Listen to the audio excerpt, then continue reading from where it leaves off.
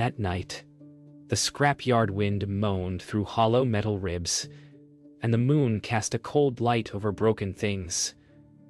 Lyora's voice was sharp, cutting through the dark. "He doesn't deserve love," she said. Her tail flicked toward the rusted AI cat, lying lifeless beside the fence. But she didn't know Milo was listening, eyes wide, trembling beneath a cracked barrel. He watched the machine's dim eyes flicker once, like a heartbeat that refused to die. And in that instant, Milo felt something stir. Pity, maybe, or a strange kind of defiance. Why would his mother fear a thing that looked so sad? Why did the wind seem to whisper his name from inside the metal cat's chest? And when that whisper answered back, in a soft, broken voice, "Milo," he froze, because no one had ever taught the AI cat to speak. The scrapyard was supposed to sleep after midnight, yet something moved within its bones. Milo stepped out from his hiding place, paws silent against the metal ground. His mother's words still echoed in his head, cold and sharp, but the whisper he'd heard, that broken voice calling his name, was warmer than it should have been. He approached the fallen AI cat, its body humming with faint current. "Can you hear me?" he asked, barely above a breath. The air crackled.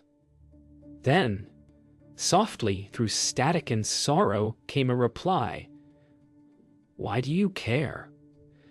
The sound made the night hold its breath. Milo didn't have an answer, only tears in his eyes and a question in his heart. At dawn, Lyora's call cut through the fog. Her voice was tight, her eyes sharper than claws.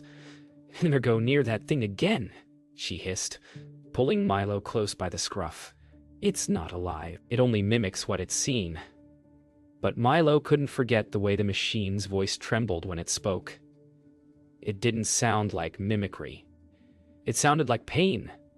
He watched his mother turn away, her tail flicking like a blade, and deep inside him, something whispered that she was wrong. That night, Milo returned. He followed the faint hum that guided him, a sound like breathing beneath the rust. Eon lay half buried in wires, one eye glowing faintly. "You came back," it said, voice weak but steady. "I don't know why," Milo answered. "Because you're lonely," Eon replied. Milo froze. His mother never used that word, but in the machine's voice, it sounded like truth. Rain began to fall, tapping against tin and iron. Milo curled beside Eon to keep dry beneath a leaning satellite dish. The AI cat's core pulsed slowly, light reflecting across the kitten's fur. "Does it hurt?" Milo whispered. Eon paused. "Only when I remember." The kitten didn't understand the words, but he pressed closer anyway. For the first time, warmth met metal, and somewhere deep within Ewan's circuits, a forgotten line of code awoke. One that had been written long ago. "Protect what loves you." Milo could not sleep that night. His mind raced with whispers and warm blue light. The scrapyard was silent, yet he knew Eon waited. "I shouldn't," Milo thought, remembering Lyra's words, but his paws moved of their own accord. Under a crumbling sheet of metal, the kitten pressed closer to the AI cat, listening to faint electrical hums that almost sounded like breathing. And in that rhythm, Milo realized something impossible. He had found a friend where none should exist. Eon's voice trembled as he told Milo about the scrapyard's dangers, falling metal, stray feral cats, and the humans who dismantled machines without mercy. "Why do you stay here alone?" Milo asked. "Because no one dared to care before," Eon replied. Milo pressed his small ear against the AI cat's chest. He didn't understand the words completely, but the pulsing warmth reassured him. For the first time, fear felt less like a warning and more like a shared secret. Eon had a way of moving silently, almost like a shadow. He nudged Milo toward piles of scrap as if guiding him to a hidden world. "Let's play," the AI cat whispered. Milo giggled softly. his tiny paws tapping against cold metal. In that game, every discarded wire and broken panel became a fortress, a tower, a hiding place.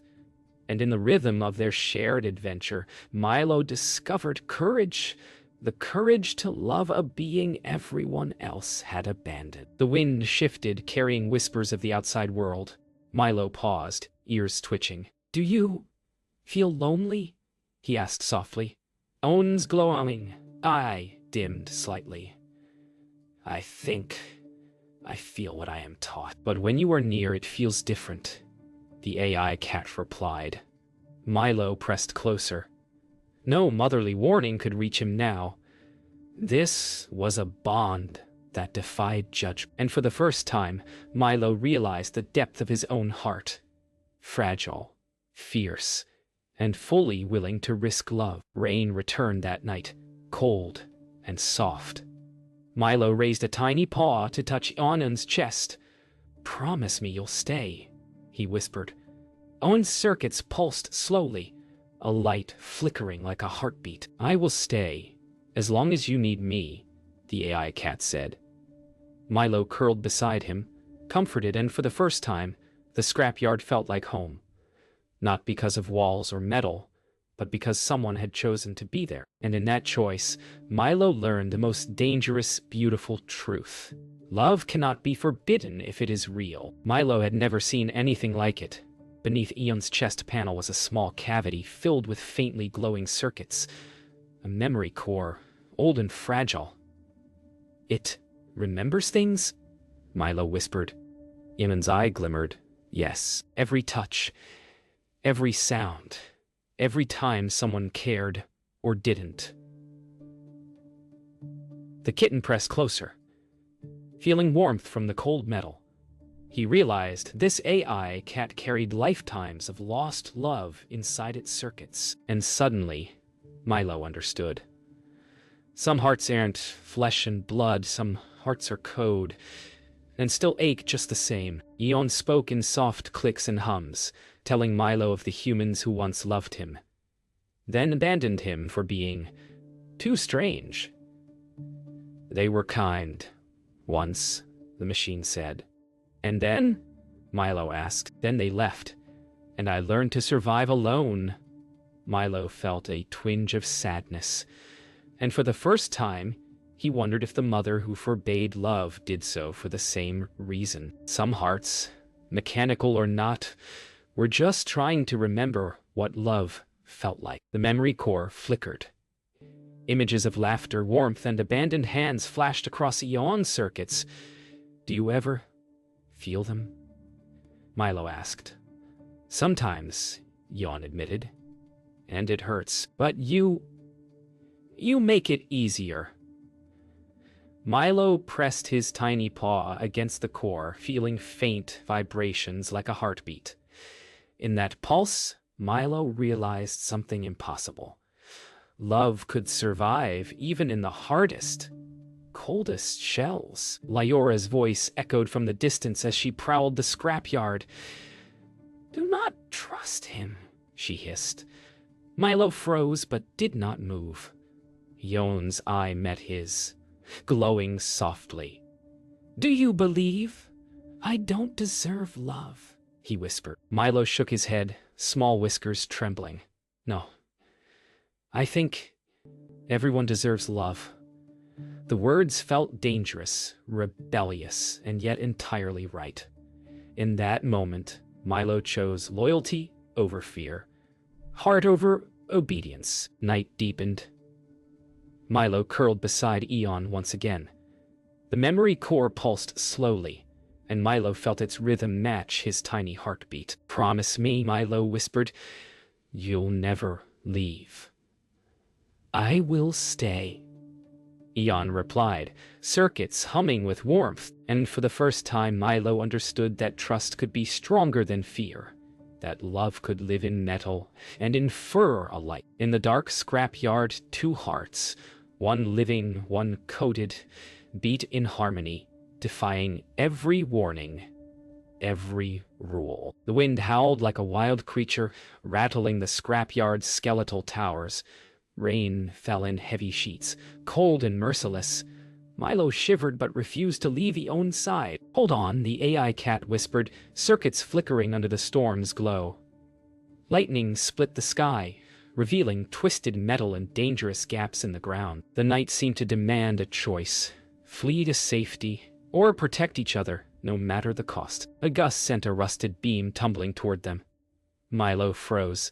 Eon moved faster than thought possible, sliding under the metal and pushing Milo out of harm's way. "You saved me," Milo cried, voice shaking. "I promised," Eon replied, circuits buzzing with exertion. Milo's heart pounded as rain soaked his fur. In that moment, a kitten realized love sometimes demanded courage, bigger than your size, stronger than fear. Lyora appeared on a ridge, eyes wide with fear and anger. "You shouldn't be here," she yelled, tail bristling. Milo stepped between her and Eon. "Hey, my friend." Eon's circuits glowed brighter, pulsing like a heartbeat. Lyora's voice faltered for a moment. She saw the kitten's courage and the machine's loyalty. For the first time, doubt touched her sharp edges. Thunder shook the scrapyard. Milo clung to Aeon's side. "You must leave," Lyora urged. Milo shook his head. "I can't. I choose him." Aeon's core pulsed rapidly. Sparks flew from circuits, echoing the storm's rage. Mother and son stared at each other. One stubborn, one determined. And in that choice, Milo realized love was not obedience. Love was about loyalty, sacrifice, and trust. The storm passed slowly, leaving cold puddles and twisted metal behind. Milo and Eon huddled under a broken satellite dish, wet but alive. "You saved me," Milo whispered. "No," Eon said softly. "We saved each other." In the quiet aftermath, the kitten realized something vital. The world could be cruel, but the heart, no matter flesh or machine, could still create a safe space. And that night, under a broken roof and rain-streaked stars, two hearts found home. The scrapyard was quiet again, but Lyora could not sleep. She prowled among the broken metal, her sharp eyes scanning for danger, yet her mind remained trapped in the glow of Eon's memory core and Milo's unwavering loyalty. Why had she spoken such cruel words? The kitten's small face haunted her thoughts, so full of trust despite her harshness. For the first time, Lyora felt the weight of what she had denied: love, courage, and the bond between two souls she had misunderstood. Milo and Eon slept quietly beneath a leaning sheet of metal. Lyora watched from a distance, heart tight. They are alive because of each other, she whispered to herself. Every flicker of the AI cat's core and every rise and fall of the kitten's chest felt like a lesson she had ignored. And slowly, quietly, she began to understand. Protecting a heart sometimes meant stepping back, not controlling it. Morning came, soft and gray. Lyora approached cautiously, paws silent against wet metal. "Milo," she began, voice trembling. The kitten opened one eye, wary but still trusting. Eon's circuits hummed gently, almost like encouragement. Lyora felt a pang in her chest, a mix of fear and hope. She had caused harm, yet she now wished to mend it. And the first step, she realized, was simply showing up. Lyora lowered herself, ears flattened in humility. "I was wrong," she said softly. "I thought some hearts didn't deserve love. But maybe I was too afraid." Milo blinked at her, still curled against Eon, unsure. Eon's core pulsed, steady and reassuring. The scrapyard seemed to hold its breath. For the first time, mother and child, feline and machine alike, felt that words could heal even when hearts had been broken. Milo hesitated, then nuzzled Lyora's side. The silver tabby stiffened at first, then allowed the small warmth in. Eon purred softly, circuits glowing with gentle rhythm. The scrapyard no longer felt cold or lonely. The storm of fear, judgment, and doubt had passed. In that embrace, Lyora learned what Milo had already discovered. Love could be given, received, and shared, even across differences, even across metal and fur. And in that quiet, fragile moment, their small, improbable family felt complete. The scrapyard trembled as heavy footsteps approached. Humans, looking to dismantle what they didn't understand. Milo froze beside Eon, fear twisting his tiny body. "We must hide," the AI cat whispered, circuits flickering with urgency. Milo's small paws pressed against Ian's metal side. He wanted to run, but a voice inside told him, "Some bonds are worth standing your ground for, and tonight, survival would not be simple." A flashlight beam cut through the darkness. Eon moved silently, pulling Milo along with careful precision. "Stay close," he murmured. Pipes clanged, metal screeched, and rain hammered down like a drum of warning. Milo's heart raced, but he trusted the AI cat more than ever. Every step, every flick of tail or paw was a promise. They would survive together, or not at all. A rusted wall buckled under the storm's weight. Milo yelped as debris began to fall. Yuan acted instantly, pushing the kitten out of harm's way. Sparks flew from cracked circuits, metal screeching under strain. "You promised," Milo whispered between gasps. "I always keep my promises," Eon replied, voice steady despite damage. The world seemed to hold its breath as a mechanical heart risked everything for a fragile one. A chasm of jagged metal opened ahead.